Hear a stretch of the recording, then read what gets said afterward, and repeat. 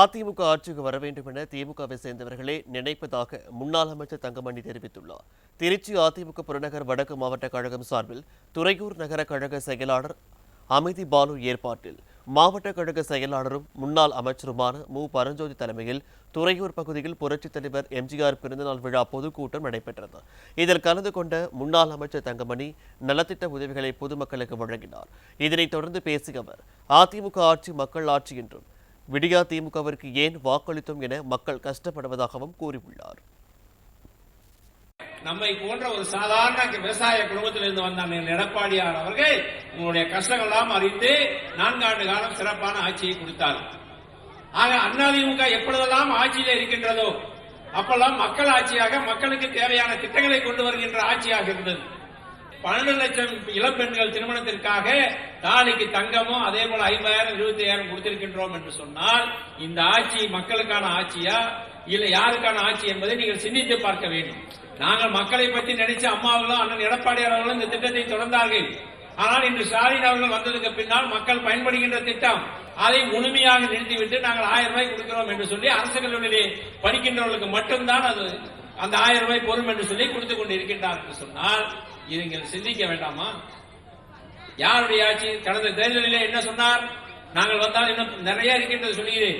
நாங்கள் வந்தால் மக்களுக்கு அதை செய்வோம் இதை செய்வோம் என்று பொய்யை சொன்னதன் காரணமாக மக்கள் வாக்களித்து இன்று தினம் ஏன் வாக்களித்தோம் என்று மக்கள் கஷ்டப்படுகின்ற ஆட்சி திமுக ஆட்சி நடைபெற்றுக் கொண்டு இருக்கின்றது. மேலும் மகளிர் உரிமை தொகையை விடியா அரசு அனைவருக்கும் கொடுக்கவில்லை என்றும் விடியா ஆட்சிகள் நாள்தோறும் விலைவாசி உயர்ந்து கொண்டு இருப்பதாகவும் அவர் குற்றம் சாட்டியுள்ளார். மகளிர் உரிமை தொகை ஏன் வாங்குவதை தவிர மற்றவர்களுக்கெல்லாம் உரிமை இல்லையா? வரிப்பணம் எல்லாத்துடைய வரிப்பணம் தானே, அனைத்துடைய வரிப்பணத்தை தானே நீங்கள் வாங்கி கொடுக்கிறீர்கள், உங்கள் வீட்டு காசையே கொடுக்கிறீர்கள்.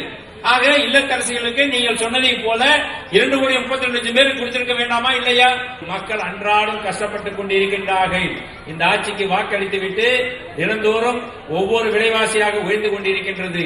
அதைத்தான் இன்று 1000 ரூபாய் கொடுக்கின்றார் என்று சொன்னால் உங்களுக்கு கூடுதலாக இன்னும் 500 ரூபாய் செலவாகிக் கொண்டிருக்கின்றது. அம்மாவுடைய ஆட்சியோ அண்ணனுடைய எடப்பாடியுடைய ஆட்சியிலேயோ உங்களுக்கு இந்த வாரங்களுக்கு விலைவாசி ஏறவில்லை, இந்த அளவுக்கு மின்கட்டணம் உயரவில்லை, இந்த அளவுக்கு வீட்டு வரி உயரவில்லை, கடை வரி உயரவில்லை. கழக பொதுச் செயலாளர் அரசு பள்ளியில் பயின்றதால் அரசு பள்ளியில் பயிலும் மாணவ மாணவிகள் மருத்துவம் படிப்பதற்காக 7.5% இடஒதுக்கீட்டை பெற்றுத் தந்ததாகவும் விடியா அரசு பொங்கல் தொகுப்பில் ஊழல் செய்ததாகவும் சாட்டியுள்ளார். அண்ணன் எடப்பாடியார் அவர்கள் நம்மை போன்ற ஒரு சாதாரண அரசு பள்ளியிலே படித்தவர்.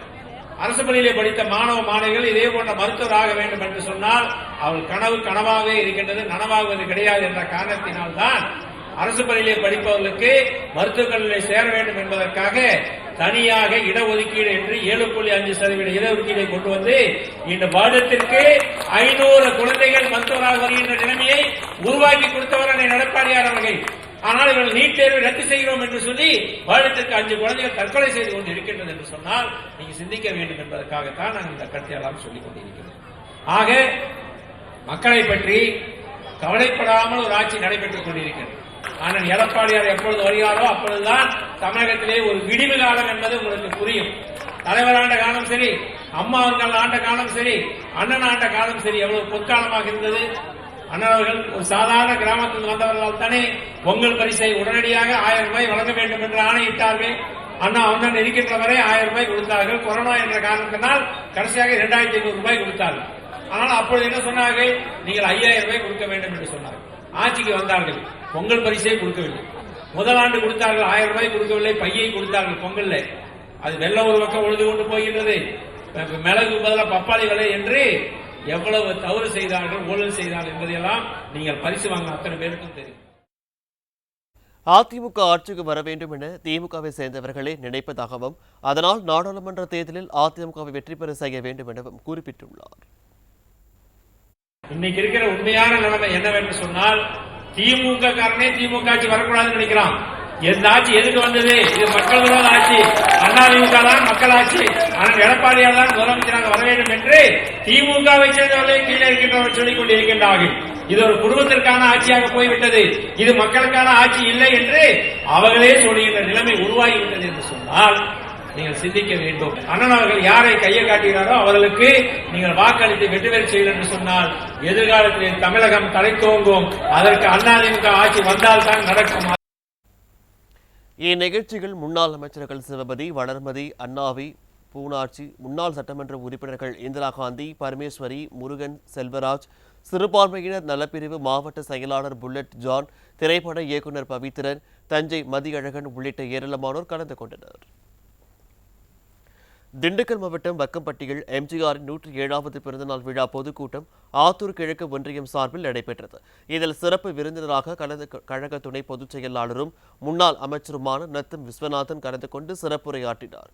அப்போது பேசிய அவர், மத்தியில் உள்ள தேசிய கட்சிகள் மாநில கட்சிகளுக்கு எந்த ஒரு நல்லதும் செய்யாதது கிடையாது என குற்றம் சாட்டினார். மேலும் திமுகவிற்கு வாக்களிப்பது வேஸ்ட் எனவும் அதிமுகவிற்கு வாக்களித்தால்தான் நன்மைகளை பெற முடியும் எனவும் தெரிவித்தார்.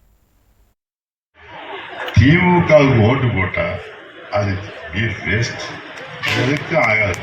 38 பேரை ஜெயிச்சாங்க, செய்ய முடிச்சா அதே மாதிரி நம்ம 38 பேர் தமிழர்களை சாதிச்சு காட்டியிருக்கோம். அது அதிமுகவுக்கு வாக்களித்து வெற்றி பெற செய்தால் மாநில கட்சியாக இருந்தாலும் நமக்கு வேண்டிய பிரச்சனைகளுக்கு நாம் நமது பிரச்சனைகளுக்கு தீர்வு கண்டிருக்கிறோம்.